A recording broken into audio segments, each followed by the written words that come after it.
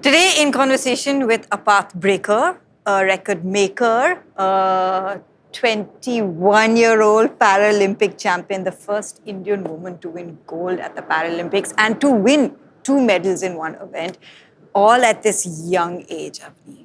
Wow. It is an honor for me to be sitting here and talking to you. Thank you so much. The pleasure is all mine. I remember reading this thing about your coach saying that when she first met you, you were like in a shroud of negativity. And all of us are like that, honestly. If you live in day and age on social media, there's negativity that bombards you throughout the day.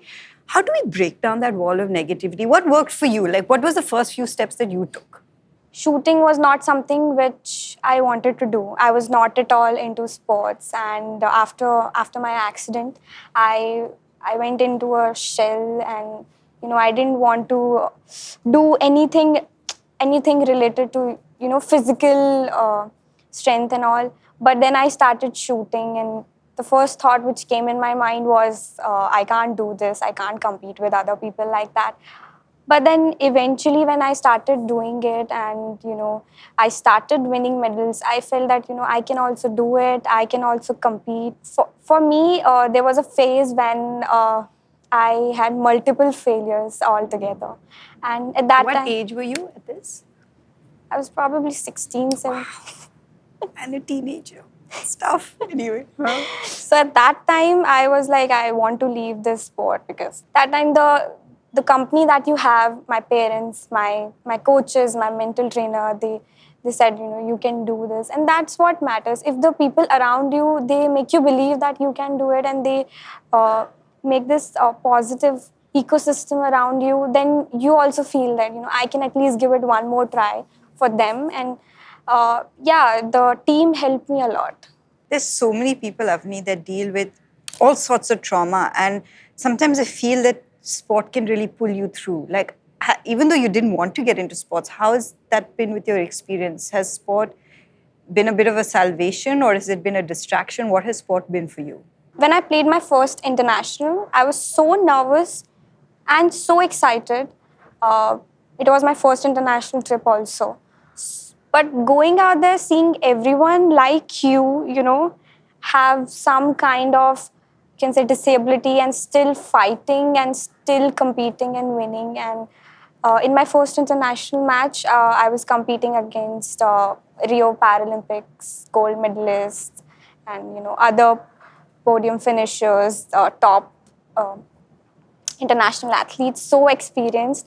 I was barely 15, 16, and there were like 3 generations were playing in that finals, and I came second.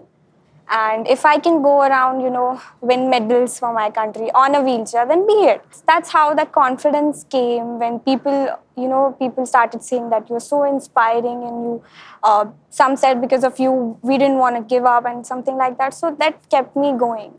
It's funny saying this to you because you are a youngster.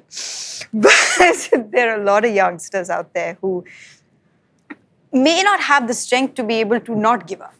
We're in situations where you just do want to give up. So what are the first steps we can take towards, because there's so much to learn from you that way, the mental aspect. What are the first steps in recognizing that, okay, it is going to get better? Like, what would you want to tell them? First thing is to accept that what has happened to you. You can't always keep denying and running away from it. You have to think and accept and, understand that this is something which I've been through. And now what I can do and what I can make most out of it. That is the one thing, because you can't start healing before you don't realize what has happened. Like, what's the problem? Yeah, what's the scar or wound you have. You can, after that only you can do the treatment, right? First you have to diagnose it. So that's how it starts. And then I feel that you should not start with the bigger goals in life. You should start with smaller goals, one day at a time things. When I was like preparing for the Paralympics, I used to I had made this full schedule, day to day, some was minute to minute schedule that I want to do this at this time. So I used to wake up like freshen up and then do some yoga. There was a yoga routine, and then warming up exercises, cardio exercises. Then so there was this morning session. Then I used to come from there, have my lunch, go for the evening session. Then there was a physiotherapy session, mental training session. After that, yeah, dinner, night walks. Wow, that's a lot. And Can you switch off? Do you allow yourself to switch off? yeah, I had this 4-day routine. So after like every 4 day, I used to take a break. And those 4 days, I just used to think about the break. I was like, I can do this, and then I'll have a break after 4 days, after 3 days, after 2 days. So I live for the rest and recovery period only. That is my motivation. What do you do in the rest of the recovery? Sleep. It's amazing when you say something that, because I would have never thought that people look and say that if you have a disability, you either need to be a hero or you can be nothing. Because you look at India and the Paralympics, I mean, 19 medals. Hasn't that perception changed now? Shouldn't it change? Para athletes, they are getting this recognition. India is going towards a inclusive mindset, and earlier it was more about pity, and now it has changed into a pride kind of thing. And the sports, I feel, has a power to change the perception of the people around you, because there's this spectrum where one side it's just like either a person with disability can be a hero, or then the next side it's just they are good for nothing.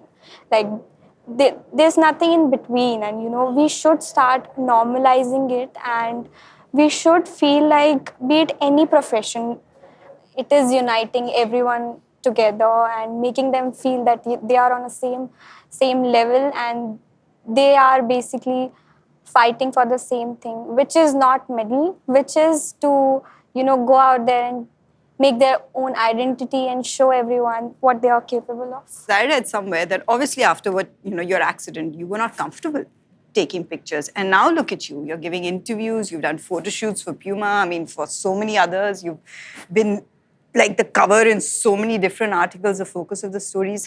How has that change been for you to now be in the spotlight? I was not sure how I look in a wheelchair when I go out, and I had this boyish haircut that time. So, but now I feel that shooting gave me a lot of confidence, and especially the girls who are on a wheelchair, who were thinking that we are not good enough, we are not pretty, because the girls at my age, it affects the physical looks, they matter to them. And does it matter to you?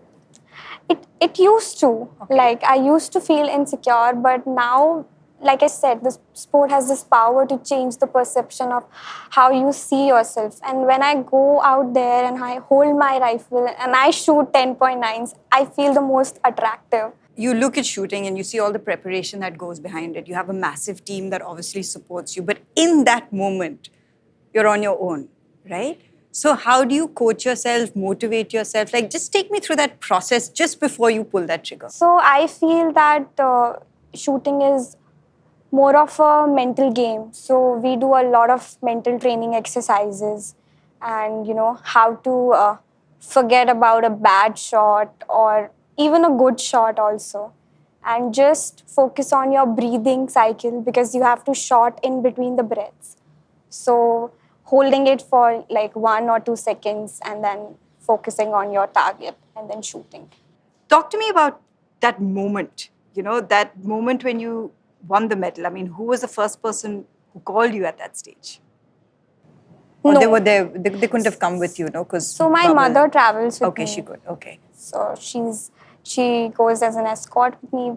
And from my family, she was the first person to be, there, live the moment. She was like crying, and she was the first person to hold my medal, and she was like so happy, and seeing that happiness, because she is a working person. She has a government job, and leaving all that for your kid, for her dreams, it is not it is not common and it is not easy. And she is such an inspiration to me because she has given it all. If I had to wake up at like 5, she used to wake up at 3, 3:30 and, get ready, help me in getting ready. And yes, so she's like a backbone and a very important part of my journey. There will be, Avani, so many young children, young men and women who are watching this, listening to your story, and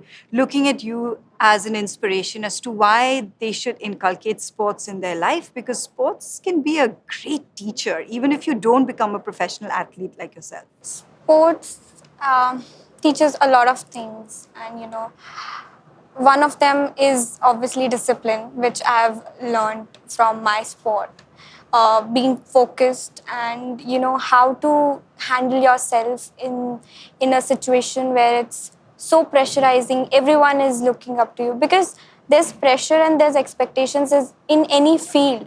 But when you play sports, you learn how to handle them. And even if you fail, even if you don't win a match or you don't perform like you would have wanted, sports teaches you how to go again back to your training center and go there and train and work hard and just never give up. Avani, I want to thank you so much for being so raw and so honest and so bold. You're such an inspiration. You're just 21. You have a long way to go, and I can't wait to see what the future holds for you. And thank you, because just talking like this, you would have changed so many lives. And I really appreciate that you can do that. So thank you so much, and all the best to you in your future. Thank you. Thanks a lot.